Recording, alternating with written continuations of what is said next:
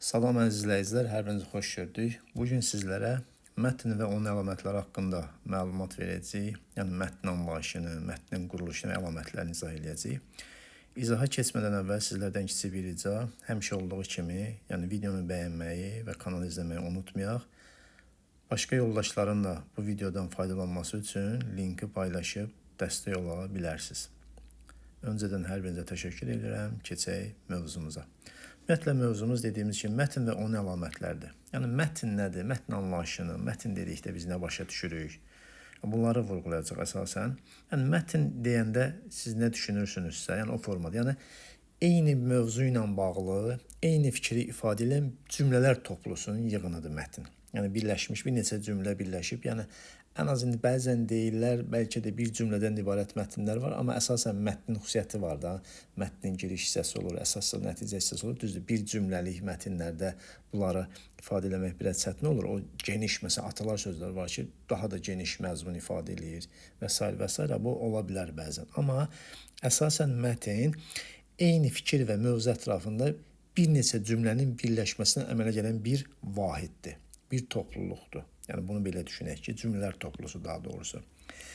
Yəni mətndə cümlələrin qrammatik və leksik bağlılığı olur. Bu nə demək? Yəni cümlələr bir-birini tamamlayır, bir-birini izah eləyir. Yəni həm qrammatik cəhətdən necə tutaq ki, mən keçmişdən bəhs edirəmsə, cümlələr əsasən keçmiş zamanlı feillərdən ifadə olunacaq. Gələcəkdən bəhs edirəmsə, qrammatik cəhətdən daha çox gələcək zamanlı feillərdən istifadə edəcəm. Yəni indidən bəhs edirəmsə, indiki zamandan. Yəni tutaq ki, keçmişdən bəhs edib gələcəkdən danışa bilmərəm. Yəni leksik bağlılıq da bundan. Yəni mövzu ilə belə deyək ki, məkanla, forma, zamanla bir-birini tutmalıdır. Yəni tutaq ki, Bakıdan danışıramsa, Ləkin təsvir eləyənmərəm. Düzdür, Şəkidən danışıramsa, Lənkəran haqqında məlumat verənmərəm. Yəni bunlar hamısı mətni mətn eləyən, mətni vahid eləyən məzmun və forma bağlılığıdır. Qrammatik və leksik bağlılıq bununla olur, ibarət olur ki, dediyim kimi hər cəhətdən bir-birinədir, tamamlamalıdır. Mətn bəli, dilin ən böyük nitq vahididir. Yəni dildə bir çox nitq vahidləri var ki, səsdir, düzdür, sözdür, söz birləşməsidir, cümlədir və onun da ən böyüyü mətndir. Yəni mətn dediyimiz kimi eyni fikir və mövzu ətrafında birləşərək, yəni oxucuya çatdırılmaq istənilən ideyanı, yəni təşkil edən bir neçə cümlənin nədir? Birləşməsindən yaranmış vahiddir. Qrammatik və leksik bağlılığı olur, izah elədik. Mətn ən böyük nitq vahididir. İndi gəlirik mətnin əlamətləri. Cümlələr və məna və qrammatik cəhətdən bağlı olur, bunu vurğuladıq. Düzdür? Yəni bir cümlədə giriş veriləndə, o biri cümlədə arsa məsələn tutaq ki, əsas hissədə o girişdə verilən xüsusiyyətləri izah eləyir, daha da aydınlaşdırır və nəticə hissəsində də onu nə edir? Bağlayır. Yəni bunlar məna və qrammatik cəhətdən bağlılıq təşkil etməlidir ki, biz buna bir vahid deyək. Bu vahidin adına da mətn qoyaq.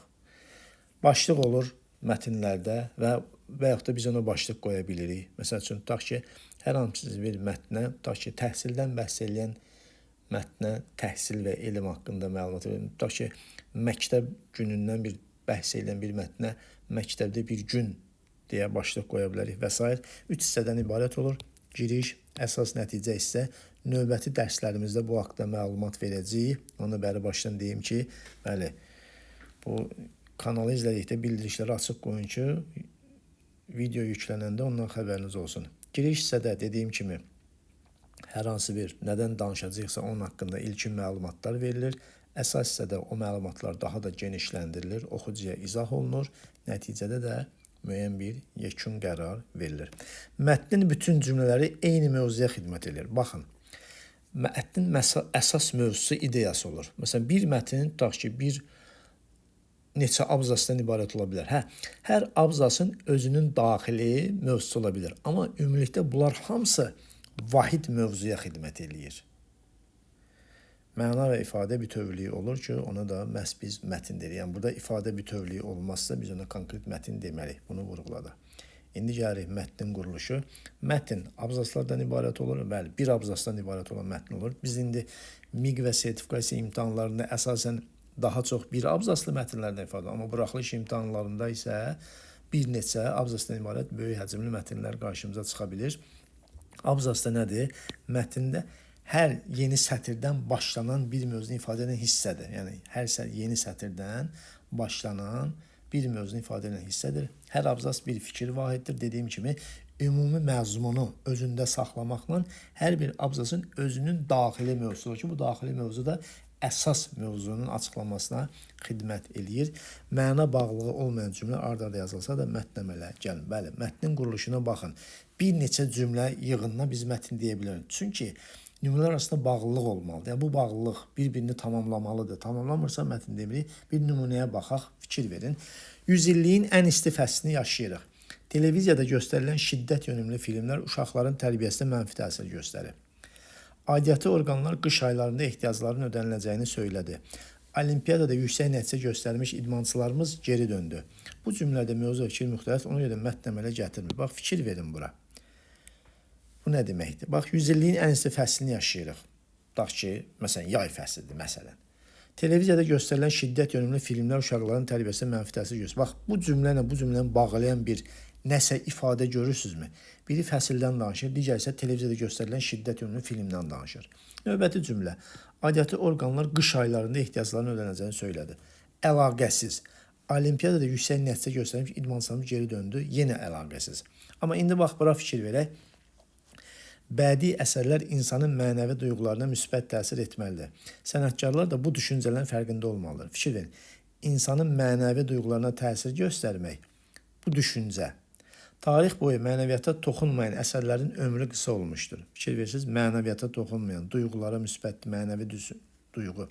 Ədəbiyyatda uzun ömürlük üçün müsbət təsirli əsərlərə üstünlük verilməlidir. Burada da yenə bir-birinə təsir. Və fikir versə, cümlələri bir-birinə bağlayan ifadələr, fikirlər var. Deməli, bu cümlələr eyni mövzuya xidmət edir. Eyni mövzudan bəhs edir ki, bədii əsərin, bəli, insan həyatında əhəmiyyətinə danışılır. O əsərin ki, insana faydası yoxdursa, o əsər qısa ömürlüdür. O əsər ki, insana faydalıdır, o da daha uzun ömürlü. Məsələn, götürün, adi bir dedektiv yazan əsərləri düşünün. Bir də Nizami Gəncəvi ilə müqayisə eləyək. Bəli, deyəcək müəllim, dedektiv daha çox ona. Xeyr, Nizami Gəncəvi nə zaman yaşayıb və dedektivlər nə zaman ortaya çıxıb? Düzdür? Tutaq ki, müəyyən yaşda o dedektivə maraq oyana bilər. Amma artıq da növbəti tutaq yaşlardan sonra dedektiv sizin marağınızı oyatmır. Amma Nizami Gəncəvinin əsəri istənilən yaşda insanın nədir? Mənəviyyatına hökm eləyir, onun mənəviyyatına təsir eləyə bilir. Yəni, bir mətn olması üçün cümlələr arasında bağlılıq olmalı.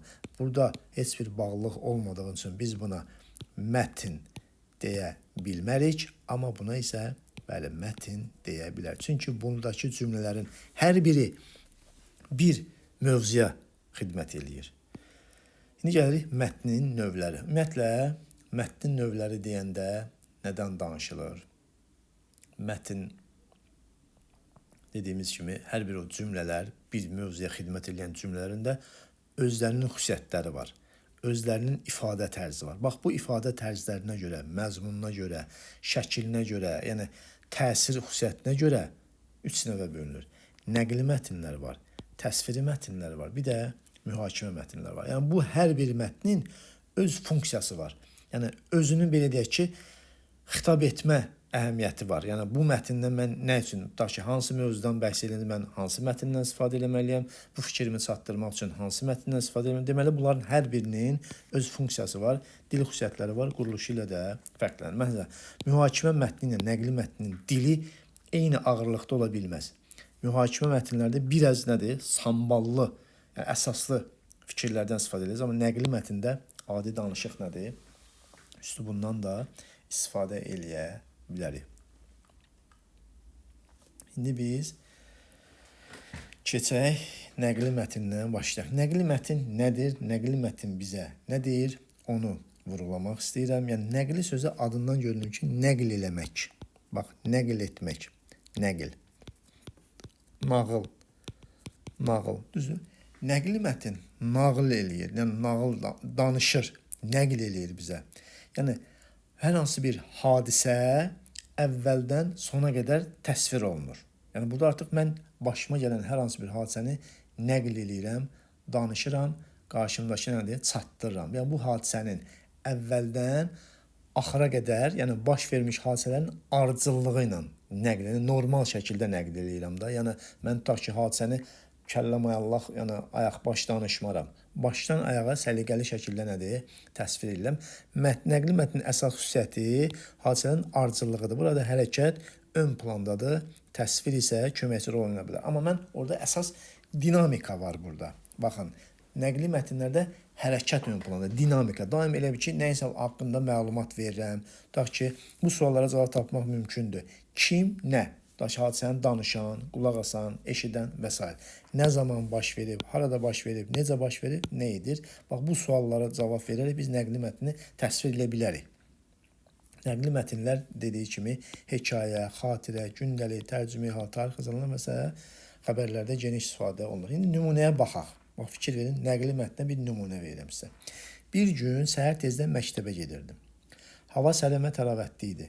Yol boyu quşların səsini eşidirdim. Birdən yolda balaca bir pişik gördüm. O, ac olduğundan məni diqqətlə izləyirdi. Mən çantamdan bir parça çörək çıxarıb ona verdim. Pişik sevincə yeməyə başladı. Mən isə yoluma davam edib məktəbə çatdım. Fikir versiniz burada.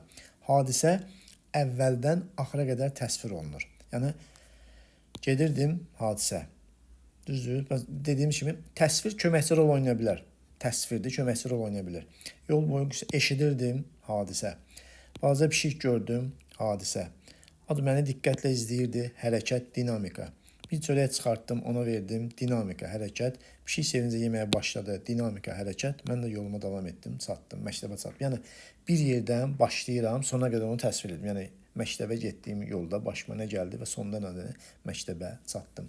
Deməli, hadisələrin ardıcıllığı ön plandadır və ardıcıllıqla davam eləyir və burada daha çox hərəkət ön plandadır və sonra da bu xüsusiyyətlərinə görə biz bu mətnə nəqli mətin deyirik. Yəni, danışdı, nəql elədi, nağıl etdi bunu bizə.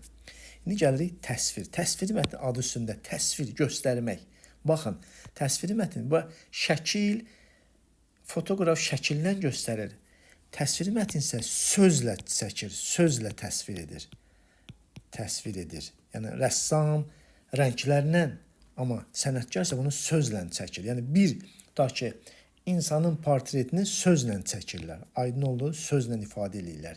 Yəni, əsas məqsəd nəyinsə və kiminsə əlamət və xüsusiyyətlərini gördüklərini oxucuya çatdırmaqdır. Baxın, mən tutaq ki, burada kiminsə də nəyinsə də ola bilər və haranınsa da ola bilər. Yəni, kəndinmi, şəhərinmi, otağınmı, ölkəninmi, dünyanınmı və s. Burada hadisələrin baş verməsi yox, əşyaların xarakterik göstəriciləri ön plana çıxır. Yəni, cizgilər burada ön planda çəkilir. Yəni, siz nə görürsünüzsə, onu təsvir edirsiniz. Bu, daxili xüsusiyyət də ola bilər bəzən. Buna da təsvir, onun xarakterini əks etdirə bilərsiniz, sözlərlə ifadə edə bilərsiniz ki, biz buna nədir? Təsviri mətndə deyə bilərik.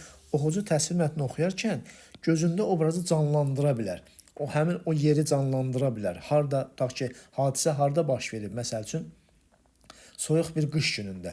Siz kiçik bir haşiyə çıxaraq o yeri təsvir edə bilərsiniz. Qış anını təsvir edə bilərsiniz. Məsələn, tutaq ki, bu orta məktəb dərslərinin birində hər hansı bir fikri canlandırın beyninizdə. Yəni, təsvirinizə gətirin ki, orada nə görürsünüz, necə olub, necə baş verib, nə cürdür və s. bu suallar verəcəksiniz. Bax, təsviri mətnlərdə bu suallar, necədir, nə cürdür, nə qədərdir. Təsvir edəcəksiniz. Orada gördüklərinizi göstərəcəksiniz. Sözlə ifadə edəcəksiniz. Məsələn, müəllimə bəzən deyir, məsəl üçün, tutaq ki, hadisə necə baş verib, danış. Buna nəql edirsən, danışırsan. Amma, məsələn, deyəndə ki, bax, onun əyində bu var idi, belə idi, elə idi, artıq onu təsvir eləməyə başlayırsınız. Düzdür? Məsələn, hadisə belə idi, sinifmən girəndə sinif belə dağınıq idi və yaxud da sinif belə səliqəli idi. Yəni, artıq orada mənzərəni canlandır. Siz onu danışanda müəllimə və yaxud da kimsə qarşındakı dinləyici o həmin yeri, məkanı təsvir edə bilər və o şəxsi nədir? Gözündə canlandıra bilər və s. və s. Bunu da göstərə bilərik. Təsviri mətnlər ədəbiyyatda əsasən bədii əsərlərdə, eləcə də gündəlik həyatda təbiət mənzərəsinin, insanın zahiri görünüşünün, otağın və şəhərin təsviri zamanı geniş istifadə oluna bilər. İndi buyurun, nümunə ilə sizə misal çəkək. Payız səhəri kəndimizin həyəti çox gözəl görünürdü. Ağacların yarpaqları qırmızı, sarı və narıncı rəngə boyanmışdı. Hər yerdə xışıldayan yarpaqlar yerə səpələnmişdi. Havanın sərin mehində yarpaqlar gah havaya qalxır, gah da yenidən yerə düşürdü. Həyətdəki böyük armud ağacının budaqları saralmış yarpaqlarla dolu idi. Uzaqdan günəşin zəif solğun işığı hər tərəfə yayılırdı. Quşların səsi daha az eşidilir. Onların çoxu artıq köçmüşdü. Həyətin küncündəki uzun tənəklərin yarpaqları da solmuş, saralmışdı. Torpaq nəmişi idi və payızın xüsusi qoxusu hər yana yayılmışdı. Bu mənzərə insana həm biraz kədər, həm də təbiətin sakit gözəlliyini hiss etdirirdi. Bax, fikir versə, oxuyanda bir anlıq o, belə deyək ki, sizin gözünüzdə, nəzərinizdə, düşüncənizdə canlandı. Özünüzü bir növ orada hiss elədiniz. Məsələn, kəndimizin həyəti çox gözəl görünürdü.